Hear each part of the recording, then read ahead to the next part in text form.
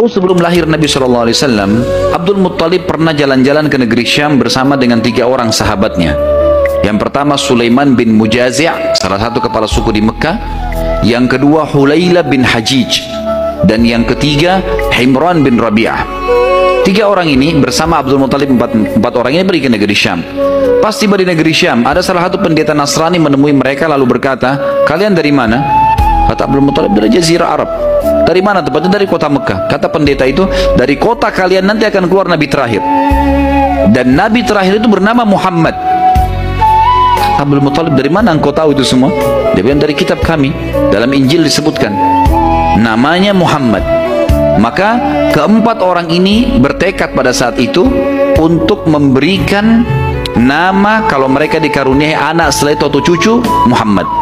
Dan dari 4 orang ini, pada saat balik ke Mekah, orang yang pertama mendapatkan cucu laki-laki adalah Abdul Muttalib. Itulah Nabi Muhammad SAW. Maka dia pun mengangkat bayi Nabi SAW lalu keliling di dekat Ka'bah lalu mengatakan, "Anak ini memiliki perkara yang besar.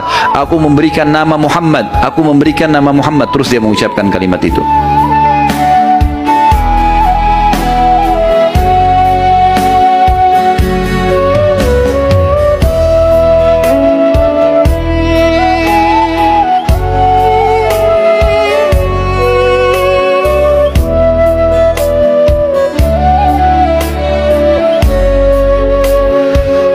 Kemudian selanjutnya teman-teman sekalian, Nabi SAW ini mengembala teman-teman sekalian dari umur 8 tahun sampai umur 21 tahun. Mengembala domba. Ya. Ini umur di mana Nabi SAW pada saat itu mengembala atau menjaga gembalaan ini. Nabi SAW mulai di umur 21 tahun berdagang. Dan di hari pertama beliau berdagang, beliau mengambil barang-barang kemudian beliau menjualnya. Ada satu orang yang datang membeli dagangan Nabi SAW, membeli dagangan Nabi SAW. Orang ini dari luar Mekah. Dia datang, ini umur Nabi sudah 21 tahun ya, sudah tinggalin gembalaan, sekarang mulai masuk bisnis. Pada saat Nabi SAW transaksi sama orang ini mengatakan, "Ini saya bayar cash, hai Muhammad, saya titipin barangnya. Setelah tawaf, saya akan ambil." Orang ini umroh, gitu kan. Tentu dengan cara umroh pada saat itu ya, mereka sambil menyembah berhala dan seterusnya. Ini syariat Nabi Ibrahim yang masih tertinggal. Ternyata orang ini setelah selesai umroh, dia pulang ke kampungnya, dia lupa kalau dia sudah transaksi dengan seorang masyarakat Mekah bernama Muhammad SAW.